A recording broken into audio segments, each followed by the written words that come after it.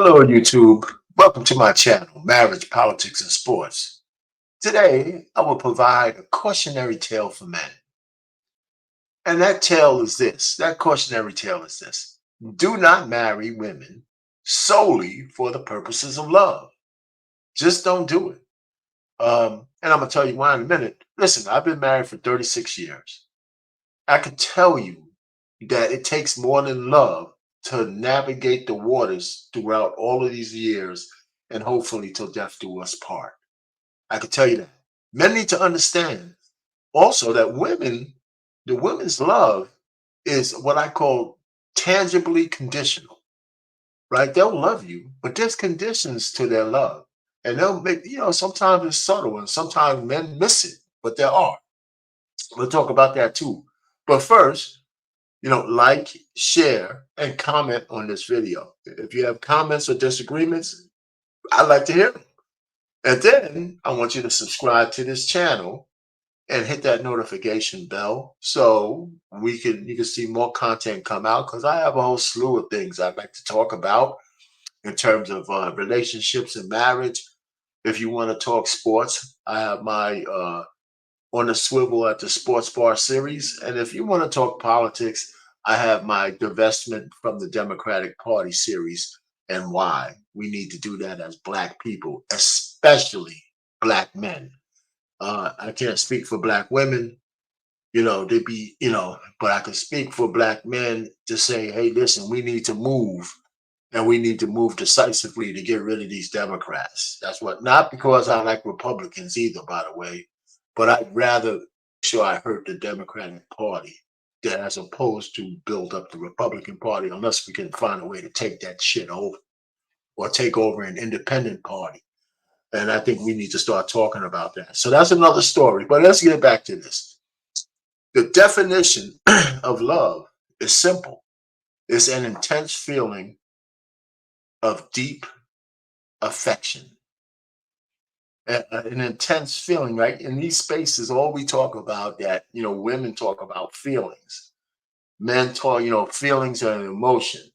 They're fleeting. Love is a fleeting emotion. It has ups, it has downs. You have to replenish it. You have to keep it going, but it's not enough to sustain a long-term marriage. And more importantly, it's not enough to marry somebody based on that. You're going to miss all the red flags, both minor ones and major ones. So we can't be doing that. Now, what does that have to do with Tyrese Gibson? I think he's the poster child for loving to marrying based on love. I think he's the poster child for it. I believe he wears his heart right on his chest, exposed, beating for any woman to take advantage of.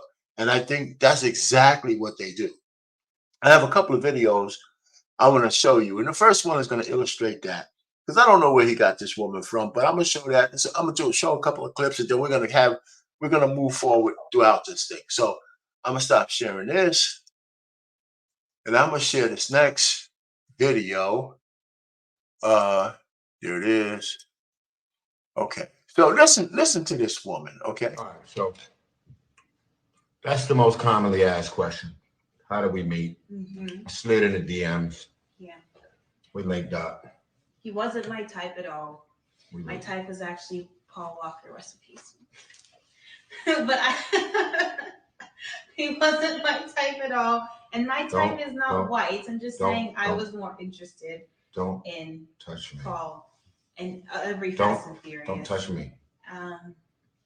And even when I met him, I was like, he's kind of old. I just like his smile. It's pretty cool. This one his really personality. bad. His personality. This just went really bad, really fast. His personality was okay, but I'm getting off live. He didn't understand the Instagram model thing, so he would always talk down. So you wanted the homie, models. You didn't want me. Yeah. All right, So let me stop this, going to repeat. Okay, so let me stop you right there. Can you see the blatant disrespect from this woman to Tyrese Gibson? A blatant disrespect. And what's worse is either she knew what she was doing and she disrespected him anyway, or she didn't know what she was doing while she's disrespecting, and both are horrible. Where did he find her?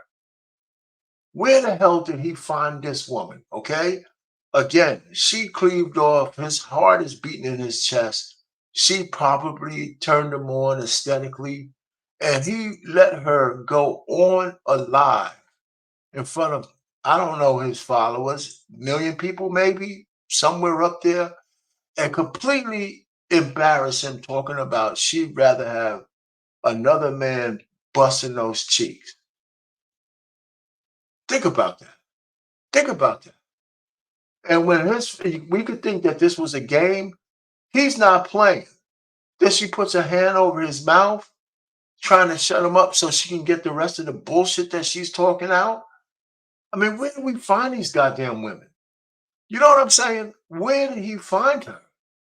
And so I don't think she lasted past this video, and I hope not, because I don't know if he's still with her or not. But he talks about another woman in this next video I'm gonna show. I don't think it's her. I think it's somebody else. The next video we're gonna talk about is his conversation with the ex-wife, and the fact that she's trying to take him to the cleaners, trying to break the prenup. Right? And a lot of people said his prenup doesn't work, but that's not true. The prenup is the only thing saving him from her really breaking his heart all the way. So here goes that particular video. And I'm not going to show it all, just a little bit more. You didn't have to play this game that you wasn't. Now you out here playing on single mothers and their emotions, playing on women that are actually in abusive relationships and fucked up marriages that are toxic and dark and dysfunctional. That's not what that was. You think I would have a song entitled "I Don't Think You Ever Loved Me" if I didn't really feel that way? You think I would have a song out called "Love Transaction" if I didn't realize that it was never love, it was just a transaction? This shit. Let me stop it right there. Now, I can play more of this, but I'm not. You can go, I'll leave the link in the description, and you can go listen to the whole thing, because he really goes on this tirade. But listen to him talk about love, right? And here's a cautionary tale. He fell in love with this woman and he married her. And a lot of people don't know what her roots are. Now, she's a regular, she's not a low-class woman, but she's nowhere near in his league. He kind of reached down to pick her up. And here is what men of means need to begin to do. You need to start to practice a male form of hypergamy. You need you got stature, Tyrese. There's a lot of women who are successful now, business owners, in the public eye. A lot of them are arrogant. I trust me, they are. But they're starting to understand if in order for them to get men who are equally yoked, they got to put that shit aside. Okay, but here's how that protects you. If you got a woman who's kind of equally yoked in terms of finances, a little bit less than you, and education-wise, she's a woman of the world, you could communicate. If she could get on your program, you're doing her a favor. But here's what happens. If it goes wrong, she can't be taking you to the cleaners because she can't justify that shit. Not like a woman who's down where Samantha was. This whole notion that a rich man could go into Wendy's and fall in love with a woman behind the counter and marry her. Nigga, you need to stop doing that shit. You can do it, but unless you have an ironclad prenup, you keep doing that. Woman has nothing in common with you. They'll play you, especially if you only just falling in love and you marry her because she got big titties and a nice ass and she feels good in bed. She's giving you the guac guac and all that kind of stuff. And you say, oh man, I'm going to make her mine and she's going to be grateful forever. Yeah, until she's fully vested in your money. And if she convinced you to marry her without a prenup, you are boo-boo the fool. Now, he had a prenup. Thank God he was smart enough to do that. And everybody's going on these internet spaces saying his prenup failed. It didn't. It's the one thing that is keeping her from taking all his money. What's going on is that the judge is allowing her to treat child support as alimony. That's because you can't protect yourself from child support in a prenup. You got to understand that. So here's the point. So that's where he's at. He's bitter about it, but he fell in love with this woman. It's all about his heart. He didn't vet her properly. She had to have a whole bunch of red flags. Who's her friends? Who's her confidants? Those are the same people, whether she has a 1-year-old or 2-year-old, told her to divorce him with no abuse, no cheating, no nothing. Who walks out on a marriage on those kind of things? Because somebody's in your ear. You could take him, girl. They were gonna feed. You don't need the man because you could just take his money. So now you don't even have to be beholden to his rules or anything. You divorce him because this is America, girl. Just leave and they'll pay you forever. And that's what they told her, and that's what she ran with. Now she's regretting it because no other man is ever gonna give her a chance. Not no man on his stature. I can tell you that right now. Anyway, so you can't marry women based on love. So let's just let's just go. I'm gonna stop sharing this and just kind of tell you what I think men should do when you're trying to vet a woman for marriage, right? You need to kind of get your head out of your ass and look at what's really important to you as a man in terms of what you need out of a woman in a marriage, right? I'm thinking a little bit, more practical. You want respect, right? You want some respect from a woman. You want her to be loyal to you. You want her to give you exclusivity. You want her to give you access. Then we could talk about love. Then we could talk about her giving you children, right? That means no single mom, by the way. If you don't have your own kids, you need to create your own legacy, right? So you have children, and can she nurture your kids? And if you have all of those things in order under God, who you believe in, then your life is going to be something worth trying to salvage, especially if both of you guys believe in the marriage vows, not to each other and to God. All right, so that's what we're talking about. Respect is what men need from their women. Respect is the kind of love she's got to give you. Respect. Under all circumstances, how does she carry your last name, whether you are there or not? That's the key, right?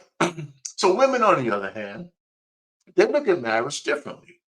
In my opinion, women love their men, but like I said, it's tangibly conditioned. They got conditions, and the conditions are primarily wrapped around the 4 Ps that I got from Princeton Cure. This is something men kind of freely want to give to women, but it's kind of what women desire. The problem is too many modern women get pieces of this from a lot of different men. But as a husband, you provide these 4 Ps. The first one's provision. And provision is just not money, because if she has her own money, she doesn't need as much as yours, but you got to be able to take care of the family if you needed to, right? Provision. You want to provide her the security, the safety, the what she feels like when she's with you. Those things in the dark night when the lightning is out there and the rain is falling and she just wants to hug up on you because you make her feel comfortable. You give her peace. You put order into her chaos. Problem solving. You got to be able to solve problems. You got to be able to do things that let her know that you're a productive citizen, that you have respect of your peers and the respect of the people that you admire, right? You can solve problems. You don't have all these things hanging over your head and you don't know no direction. Your leadership puts the ladder up against the right wall. You know what I'm saying? So your protection. Okay, we live in a supposedly civilized society, so you don't need to go around having shootouts with people. But you know what? You protect your woman by just being with her because she's no longer an easy mark. By telling her, don't do this and don't do that, and don't be here at 11 o'clock at night trying to get chicken fucking wings from someplace in the ghetto. Right? No, you wait for tomorrow or to eat what we have in the house. Those kind of things. And then finally, procreation, right? You want her to have your children. and you want to be able to take those kids and nurture them and build them up and show them the right way to live, right? So you want to procreate with this woman.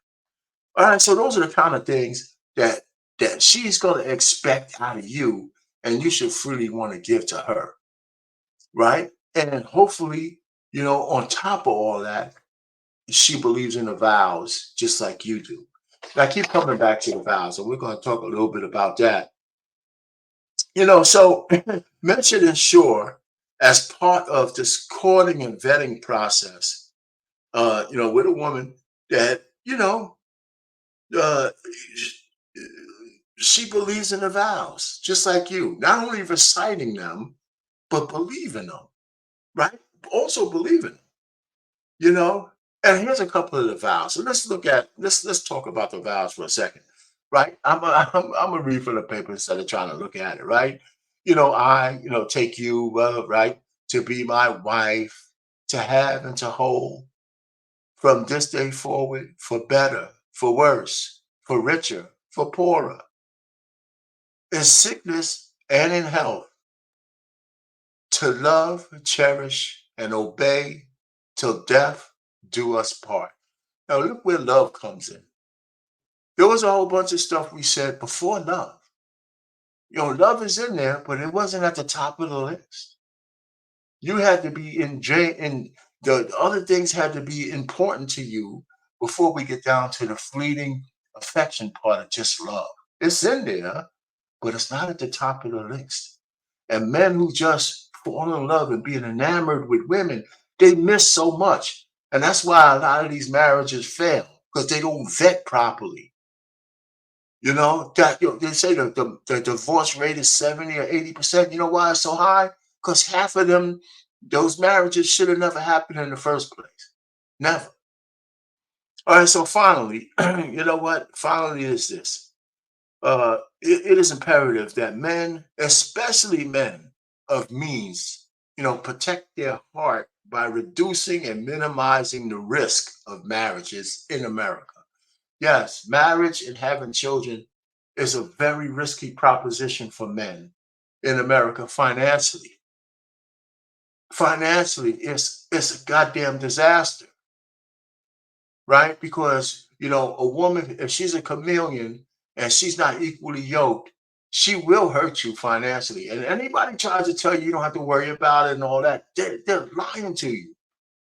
You don't need to have any more examples. So you need to study the state you get married in, and you need to have a prenuptial agreement that fits that state that you're in. And okay, that's one. And if you're gonna marry a woman, you need to marry up. Men, you need to marry up. You need to practice your form, a male form of hypergamy. Look for women who are more equally yoked with you. Forget about marrying, the chick walking around with bonnets and an ass, that's working at, Burger King. Hell with that shit, man. Get yourself one of these chicks who's educated, who actually has something to lose, because you need to have a woman like that. And men need to start thinking about that more often than not, especially if you're a man of means, right? You got to vet her properly and thoroughly, So, and here's another thing about the prenup, and this is very important. I don't think you don't miss this thing. You got to let her know that you got a negotiator, that opening negotiations for a prenup happens at the time of engagement. So if you ask a woman, you get on your knee and say, listen, I want you to be my wife because of X, Y, and Z. And oh, by the way, if you say yes to that, you have to say yes to us working on a equitable prenuptial agreement just in case things don't work out. And if she doesn't accept that, you don't. She could say all the bullshit she wants. She could cry. She could say you don't love me. You're putting, down in our marriage. Fuck all of that, man. Don't marry her. Just don't marry her. There's so many women out there.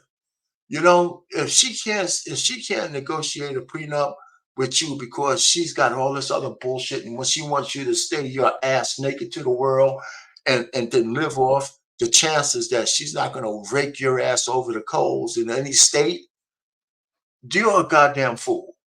You know why? Because the state has a prenup. Every state with a license, that's their prenup. And you don't have no control over how they exercise that particular prenup. So you might as well have your own.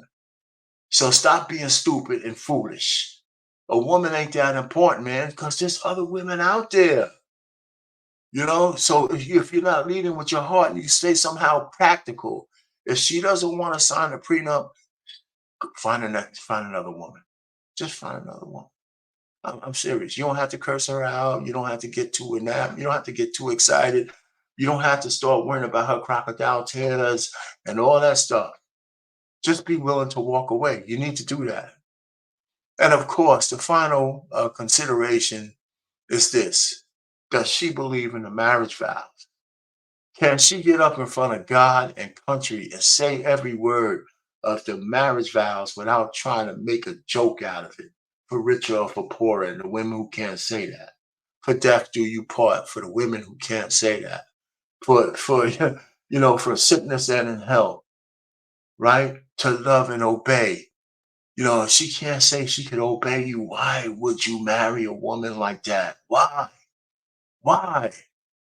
If you believe in the vows, why would you marry a woman who can't recite the vows? Fellas, I'm telling you, you can't marry a woman based on love. You can't marry a woman based on the fact that you're enamored with her sexual prowess.